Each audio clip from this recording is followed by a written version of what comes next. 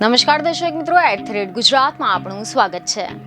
તાજેતરમાં આવેલા વાવાઝોડાએ ગુજરાતમાં મોટી તબાહી સર્જી હતી। વડોદરામાં તો હજી પૂરના પાણી ઓસર્યા પણ નથી, ત્યાં તો હવે ગુજરાત તરફ ભયાનક અને મોટું ડિપ્રેશન આવી રહ્યું છે। ઓડિશાના દરિયાકાંઠાના વિસ્તારો ઉપર એક ડિપ્રેશન સર્જાયું છે, જે પશ્ચિમ અને ઉત્તર પશ્ચિમ દિશા તરફ આગળ વધતા ગુજરાત તરફ આવી રહ્યું છે। આ સિવાય બંગાળની ખાડીમાં ઉદ્ભવેલા વાવાઝોડાએ પણ સૌની ચિંતા વધારી નાખી છે। હવામાન વિભાગે આ અંગે ચેતવણી જારી કરી છે। આ સાથે જ કેટલાક વિસ્તારોમાં ભારેથી ભારે વરસાદની આગાહી કરી છે। મીડિયા રિપોર્ટ અનુસાર હવામાન વિભાગે આગાહી કરી છે કે દક્ષિણ પૂર્વ વિદર્ભ અને તેલંગાણા, ચંદ્રપુર, મહારાષ્ટ્ર આ ચક્રવાતના કેન્દ્રમાં હશે। વાવાઝોડા અને ભારે વરસાદના કારણે પૂર અને નીચાણવાળા વિસ્તારોમાં પાણી ભરાવા જેવી સમસ્યાઓ પણ સર્જાઈ શકે છે। આની સાથે જ ભારે વરસાદના કારણે વિઝિબિલિટી પણ ઘટી જશે।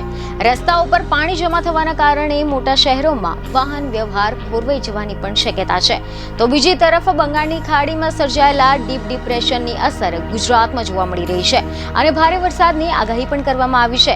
આ ડિપ્રેશન ગુજરાતમાં આજે પ્રવેશશે અને રાજ્યમાં તબાહી મચાવવાનું શરૂ કરી દેશે તેવી સંભાવના છે, જે સુરત અને વડોદરામાં તબાહી મચાવશે। આ ડિપ્રેશન 4 સપ્ટેમ્બરના રોજ સવારે આગળ વધીને અમદાવાદ તરફ પ્રણાય કરશે।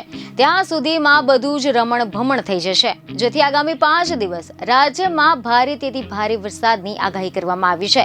રિપોર્ટ અનુસાર વડોદરા અને છોટાઉદેપુરમાં અતિ ભારે વરસાદની આગાહી કરવામાં આવી છે, જ્યારે આણંદ, ભરૂચ, નર્મદા, સુરત, તાપી, વલસાડ, ડાંગ, પંચમહાલ, અમરેલી, ભાવનગર, દાહોદમાં ભારે વરસાદની આગાહી કરવામાં આવી છે। બીજને ખબર સાથે ફરી મળીશું। ધન્યવાદ।